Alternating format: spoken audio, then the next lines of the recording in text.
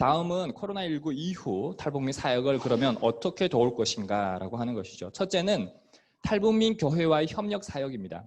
제가 이 글을 쓰면서 한국 교회도 전제를 두고 탈북민 교회 제안과 그리고 남한 교회 제안을 동시에 하게 됩니다. 탈북민 목회자가 개척한 교회는 대략 36개 정도입니다.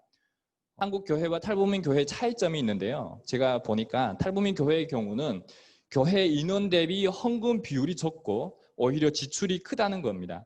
이는 탈북민들이 헌금 개념이 약하고 헌금 얘기하면 대부분 교회를 떠나니까 먼저 그 얘기를 할 수 없는 거죠. 그리고 장학금이나 구제비를 받고 교회 첫 발을 디딘 경험을 가지고 있기 때문에 하나님 앞에 드린다는 개념보다는 받는 것에 익숙하기 때문에 성도의 수가 많다고 해서 자립이 이루어질 수 있는 것이 아니라 오히려 지출이 더 크다는 것이죠. 탈북민 교회는 한국 교회만 의존하는 것이 아니라 최소의 비용으로 교회 임대료와 사역비를 운용할 수 있는 행정적 대안을 자체 내에서 모색할 필요가 있다라고 하는 것이죠. 그래서 구제 중심의 사역에서 생명과 복음의 사역으로 전환해야 한다라고 제안하고 싶습니다. 지금까지 많은 교회들이 구제를 통해 탈북민들을 교회로 인도했다면 앞으로는 사랑을 전제로 하는 깊은 유대 관계를 만들어 나가는 헌신이 요구된다라고 하는 것이죠. 둘째, 북한 또는 중국에서 만났던 탈북민 선교사 중심으로 국내에서 찾아다니면서 관계를 회복하고 하나님의 사랑을 전해야 된다라고 하는 것이죠. 코로나19 이후에는 선교지가 따로 있는 것이 아닙니다. 지금 대한민국이 선교지입니다. 제가 탈북민 목회자 포럼 1회 때 이런 얘기를 했는데 하나님이 북한에서 우리를 파송한 선교사다. 그래서 선교사적 개념을 가지고 이 땅에서 우리가 그 역할을 감당해야 되는 것이죠. 그래서 우리의 정체성은 잘 먹고 잘 사는 어떤 그런 것이 있는 것이 아니라 선교사의 개념을 가지고 하나님 파송하신 것이다. 그러면 우리가 이들을 어떻게 접근하고 신앙생활을 잘 할 수 있도록 도울 수 있는가, 정착시킬 수 있는가 이런 부분이죠.